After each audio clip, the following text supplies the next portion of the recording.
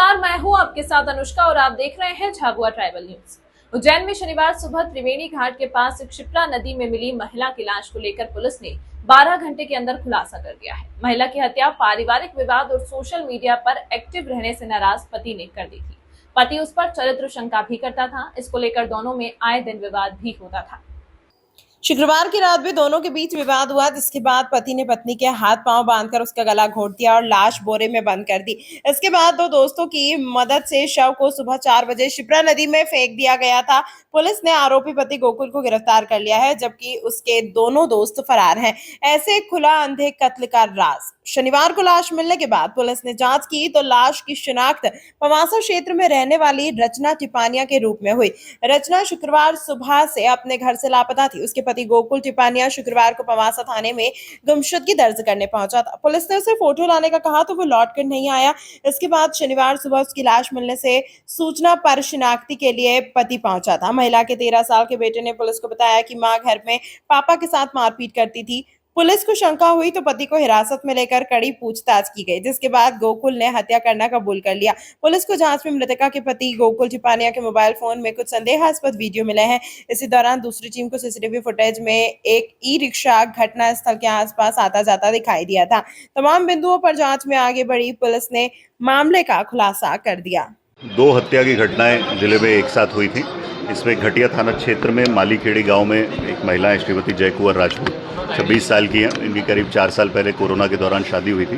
पारिवारिक विवाद चरित्र शंका के चलते इनके पति ने ही इनकी हत्या की है। जो लट से हत्या की गई है वो उनके घर से बरामद किया गया। पति को गिरफ्तार भी कर लिया गया। सिमिलरली एक केस ये थोड़ा ज़्यादा संवेदनशील था, क्योंकि जो सुबह सूचना मिली थी कि त्रिवेणी, जो क्षिप्रा नदी त्रिवेणी घाट है, वहाँ पर एक छोटे पुल के पास एक बॉडी जो तैर रही है, उसको जब बॉडी को निकाला गया तो उसके हाथ पैर बांधे हुए थे और उसको बोरी में पैक करके बॉडी को डिस्पोज ऑफ किया गया था।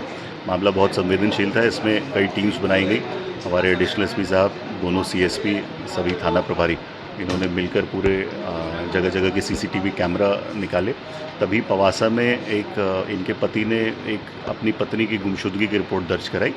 जब वो हुलिया बताया गया तो वो पता चला कि इनसे मेल जोल खाता हुआ था। तत्काल थाना प्रभारी पवासा पति को लेकर मौके पर पहुंचे। जब उससे पूछताछ की गई तो उसने जुर्म कबूला कि उसने अपने 2 अन्य साथियों के साथ मिलकर अपनी पत्नी का गला घोंटकर हत्या की थी।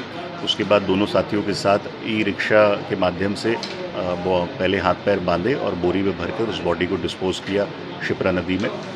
पति को गिरफ्तार कर लिया गया। अभी हमारी टीमें दोनों जो 2 सहयोगी हैं उनके लिए लगी है और उनको भी रात तक गिरफ्तार कर लिया जाएगा। इसमें जो ई रिक्शा है उसका भी हम लोगों को फुटेज प्राप्त हुआ है, जिसमें तीनों दिख रहे हैं, तो उसको भी एविडेंस के लिए हम लोगों ने कलेक्ट किया है। साथ ही जो भारतीय न्याय संहिता की नई धाराएं हैं वो भी इसमें समायोजित की गई हैं। दोनों मामलों में जो अभी प्रथम दृष्टया निकल के आया है वो पारिवारिक विवाद और चरित्र शंका के चलते ये दोनों घटनाएं कारित की गई हैं। अभी दोनों आरोपियों को हम लोग रिमांड पर लेंगे और उससे जुड़ी हुई कुछ पैसे के लेन देन का भी पति पत्नी के बीच में आपस में विवाद सामने आया है। तो अभी रिमांड पर लेंगे और उनसे पूछताछ करके एग्जैक्टली क्या मामला था और अगर अन्य कोई साथी इन्वॉल्व है तो उसके संबंध में पूछताछ करेंगे। जो फरार है उनको कब तक पकड़ लेंगे? दोनों को मुझे लगता है हमारी टीमें लगी हुई है, हम लोग जल्दी सफलता हासिल कर लेंगे। दोनों टीम को 10-10 हज़ार रुपये रिवॉर्ड दिया गया है और साथ ही पूरे जो अन्य थाना प्रभारी जो इसमें लगे हुए थे उन सबको भी प्रशंसा पत्र दिया जाएगा। तमाम महत्वपूर्ण खबरों के लिए देखते रहिए झाबुआ ट्राइबल न्यूज।